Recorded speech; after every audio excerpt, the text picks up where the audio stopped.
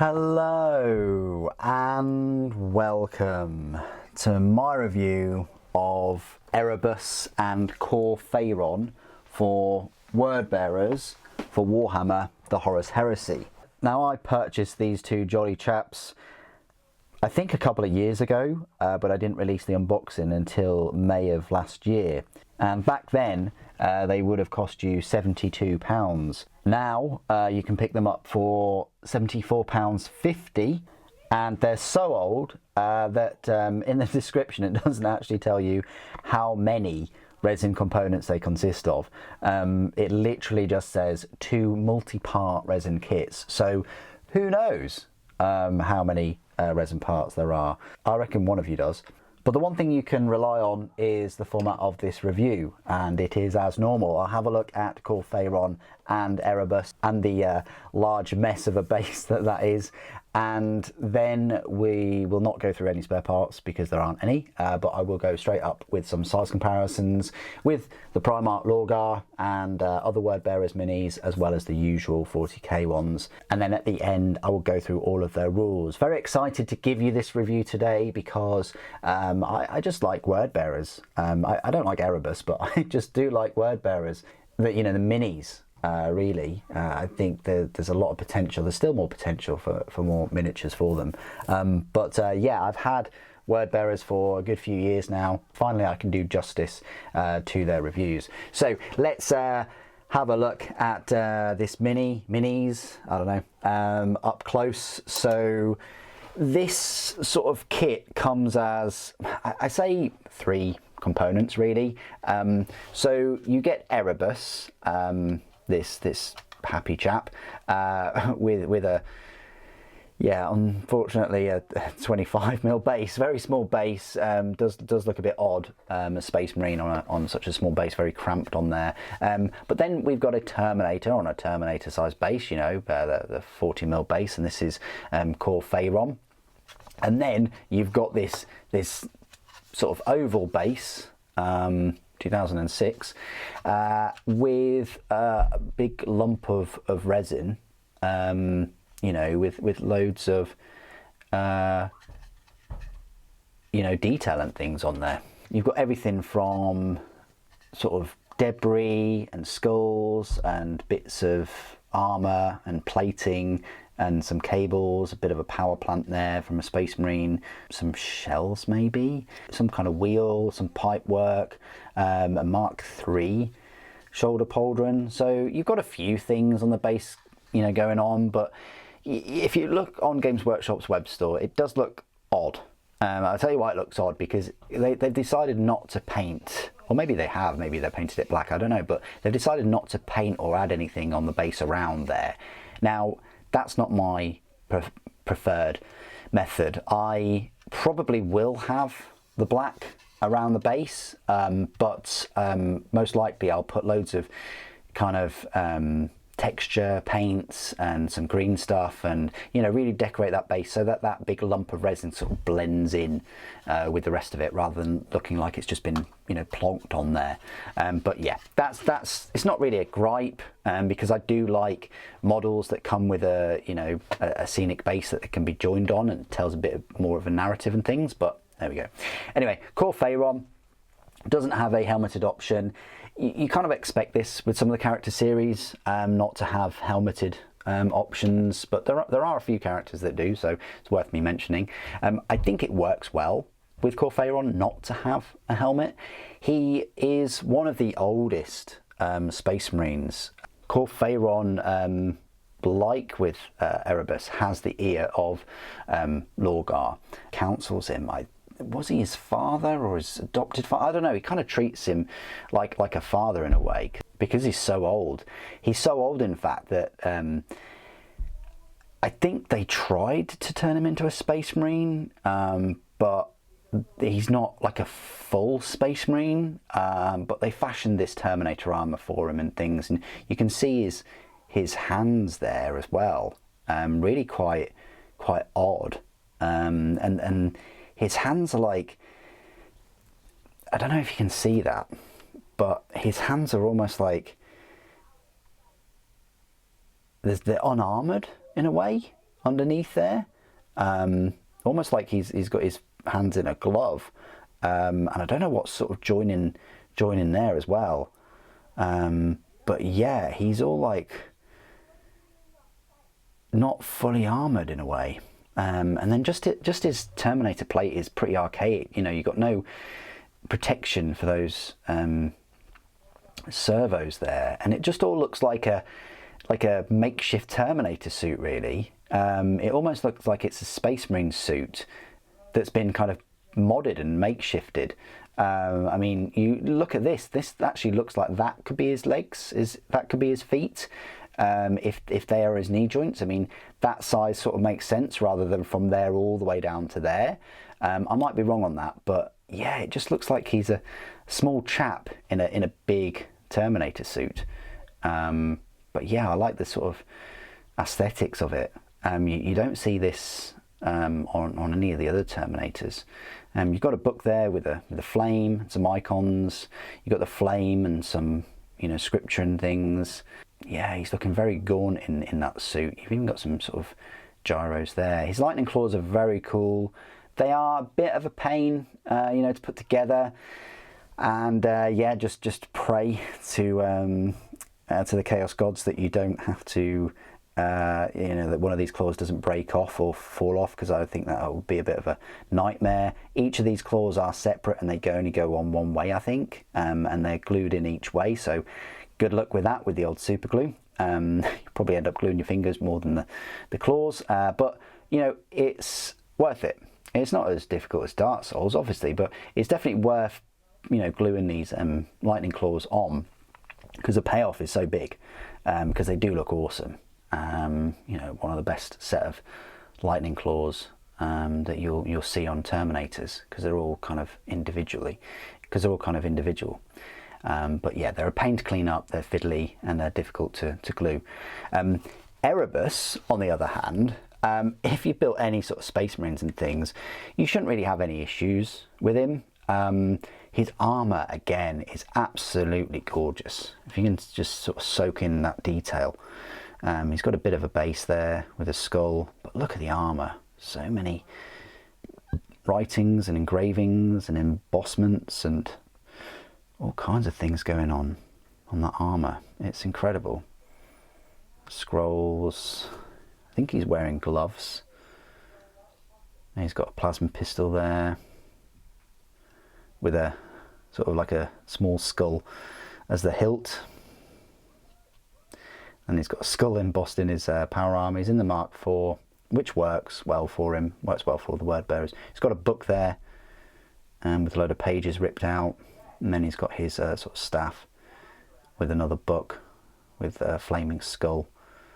Sort of like that's his rod of office.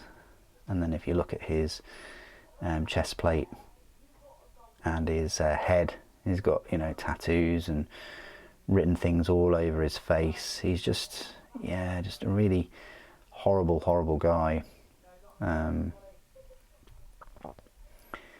Yeah, so that's him. He's yeah, well detailed, lots of things happening on his armour. Is that an eye there as well on his gorget? Maybe.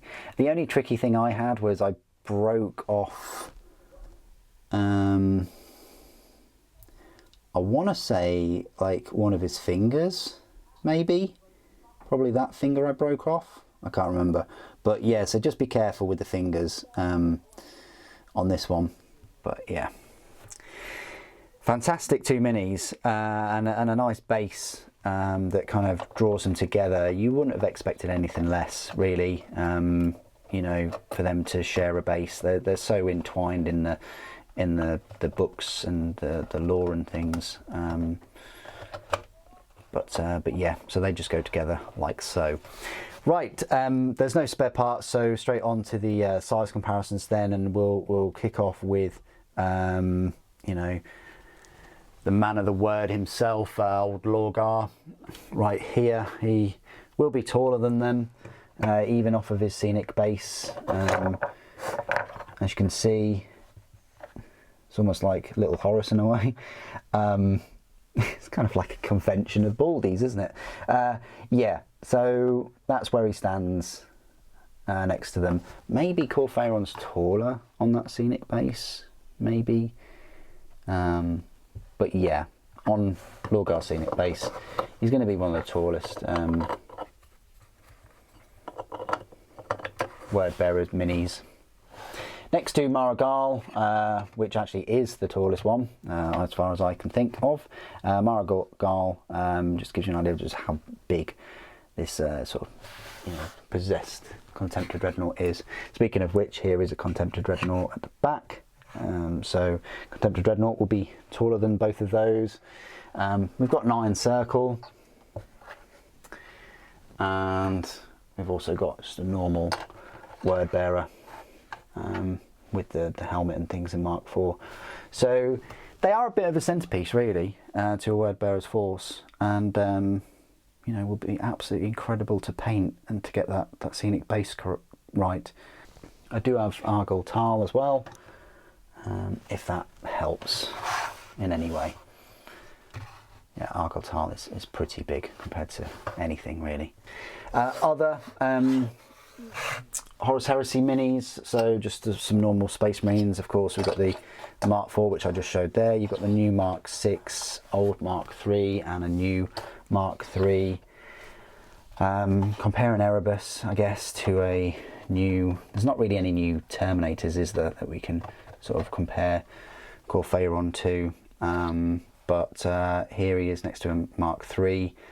I think it might be the pose for Erebus, but he's a little bit taller than the new Mark III. So these older resin minis, and they have been around a while, they do stand their ground next to like the new Space Marines. They're still a bit taller. They're still a bit taller than them. So there is that. And then compared to the usual 40k minis, I've got a Space Marine here, and a Primaris, and then Sly Marbo. Obviously a Primaris is going to be a little bit taller than Erebus, but a normal Space Marine is going to be, well, looks to be a little bit smaller, really. Okay, so this is my part of the review where I will go through all of the rules for Erebus and Kor Phaeron for the word bearers. You'll find their rules in the Liber Hereticus book for Legiones Astartes. It's important to note that High Chaplain Erebus is a separate HQ unit compared to Kor Phaeron, but as I'm reviewing both of them, I'll go through both of their rules, which means that this review might take a bit of time. I will be going through the rules for both of these characters. So let's start off with High Chaplain Erebus. He's an HQ choice, of course, like Kor Phaeron will be. He will cost you 165 points. Kor Phaeron costs 125. Erebus's stat line is as follows. It's movement of 7 inches, weapon skill and ballistic skill both 5, strength 4, toughness 4, 3 wounds, initiative 5, 4 attacks, leadership 10, and a save of 2+. War gear, he's got a plasma pistol, Crux Malefica, Artificer armour, Iron Halo, frag grenades and crack grenades. Special rules: Legiones Astartes word bearers, Master of the Legion, independent character, relentless, hatred of loyalists, fearless, harbinger of chaos, traitor, and then warlord, shadow behind the throne. So if chosen as the army's warlord, High Chaplain Erebus automatically has the shadow behind the throne as his warlord trait and may not select any other. So what this means is if he is the army's warlord and is part of a unit composed entirely of models with any version of the Legiones Astartes special rule, no wounds may be allocated to him, regardless of the attacking model's rules or effects, as long as there is another model in the unit. If High Chaplain Erebus is engaged in a challenge, then this does not apply. However, if High Chaplain Erebus's controlling player chooses to refuse a challenge for a unit that includes High Chaplain Erebus, then the opposing player loses the option to stop one model from participating in the combat. In addition, an army whose warlord is High Chaplain Erebus may make an additional reaction in any one of the opposing player's phases, chosen by the controlling player at the start of the battle, as long as High Chaplain Erebus has not been removed as a casualty. That's pretty good, you get that extra reaction. And that's like his main rules, really. His Crux Malefica is a ever-burning staff decorated with the defaced remnants of imperial doctrine. It's a symbol of authority. aping the stave borne by Malcador as the Emperor's chief advisor. And it is a melee weapon, of course, so it's strength +3, so that's strength 7. Its AP is 2, which is very good, and it is unwieldy. Harbinger of Chaos, a detachment that includes High Chaplain Erebus, may select up to 3 non-compulsory elites or HQ choices from the Ruinstorm Demon Army list. These choices are paid for in points and occupy slots on the force organisation chart as normal, but must begin the battle in reserve and may only enter play by means of the Breach the Veil psychic power. Psychic Discipline Harbinger of Chaos. A Psycho with this discipline gains the Breach the Veil psychic power and Etheric Lightning psychic power. So there you go. Not a huge number of rules for him. You know, don't expect to be winning any combats and things. He is just there, kind of hidden in the background. You know, adding that reaction, and you're being able to then. You've got some psychic powers, and you can bring in some demons as well. Kor Phaeron, on the other hand, is a bit cheaper at 125 points. His stat line reads his movement of 6 inches, weapon skill 5, ballistic skill 4, strength 3, toughness 3, 4 wounds, initiative 3, attacks 3, leadership 10, and a save of 2+. So he is slower because of that Terminator armour. His ballistic skill isn't as good, and he is pretty weak. He's not as strong, he's not as tough as like a normal Space Marine. A war gear, he's got these Patriarch's Claws, a Digiflamer, and Terminus Consolaris. He's an infantry heavy character, corrupted unique, and his special rules, he's got Legiones Astartes Wordbearers, Master of the Legion, independent character, relentless, bulky 2, feel no pain 5+, it will not die 5+, jealous command, traitor, warlord, dark, oratory. So Warlord Dark Oratory, if he is chosen as the army's warlord, then he automatically has the Dark Oratory as the warlord trait and may not select any other. Now Dark Oratory, the controlling player can choose one of the following 2 options at the beginning of each of their own turns. You've got either Cruel Invective or Threatening Entreaties. So Cruel Invective is all enemy units with at least 1 model within 12 inches of Kor Phaeron at the start of Kor Phaeron's controlling player's turn, must make an immediate pinning test and become pinned if the test is failed. Threatening Entreaties, Kor Phaeron and the unit he has joined gain the Fearless special rule until the start of the controlling player's next turn, but all models other than Kor Phaeron in the unit reduce their weapon skill and ballistic skill by -1 until the start of the controlling player's next turn. In addition, an army with Kor Phaeron as its warlord may make an additional reaction during the opposing player's assault phase as long as Kor Phaeron has not been removed as a casualty. It's pretty nice. Jealous Command. If Kor Phaeron or Lorgar is not chosen as a warlord of that army, of an army that Kor Phaeron is part of, then his leadership is reduced by -1 and he gains the Hatred Everything special rule. When Kor Phaeron is included in the same army as Lorgar, both models gain +1 weapon skill and the Hatred Everything special rules while part of the same unit. It's pretty nice, so they complement each other. The Terminus Consolaris. So as I mentioned earlier, he's too old for transformation into a full-blooded Space Marine when the Emperor found Lorgar on Colchis. Primarch nevertheless assured through the use of genecraft and anti-agathics that his foster father, yeah, this is what I said, would join him on the Great Crusade as his first captain. Before his later transfiguration by Chaos, Kor Phaeron's aged physique was augmented in battle by a custom-designed suit of Terminator armour, reinforced with additional Medicae exoskeletal and life support systems known as the Consolaris. The Terminus Consolaris grants a 2+ armour save and an invulnerable save of 3+ in the shooting phase and 5+ in the movement and assault phases. Very interesting, you know, that you've got a specific invulnerable save for different phases. Like, that's not usually the case. Normally it's like, oh, it's the normal save and then an invulnerable against shooting or melee, but this is 3+ in the shooting phase and then 5+ in the movement phase and assault. Interesting. Digiflamer. Weapon counts as a flame weapon. It's a template weapon, strength 4, AP nothing, and pistol 1. Okay, it's just a flame weapon. Patriarch's Claws. They're 2 separate weapons, each with the same profile, and as such, Kor Phaeron gains a bonus attack when using them, so he would get 4 attacks. Strength of the user, which fortunately, there's only 3, AP2, melee and shred. So it goes on to say that they did not need the strength of a full member of Legiones Astartes to rend flesh. So it's all right that they've got strength 3 because they've got the AP2 and shred, you know, bonuses, I guess. But it's probably going to be harder for you to wound things with them. And that's it for Kor Phaeron's rules. They definitely complement each other. I don't know whether I'd use them both. It would have been nice to have some kind of buff for them, but there's definitely a buff if you're going to go for Kor Phaeron in the army and Lorgar. It really depends on what sort of type of army you go for, because if you go for Lorgar and Kor Phaeron, then, you know, Lorgar has the ability that you can, you know, have some demons. If you go for Kor Phaeron and Erebus, again, Erebus has the ability to call in some demons from reinforcements. But what do you guys think of the models? I think they're lovely sculpts. I still think they hold their ground.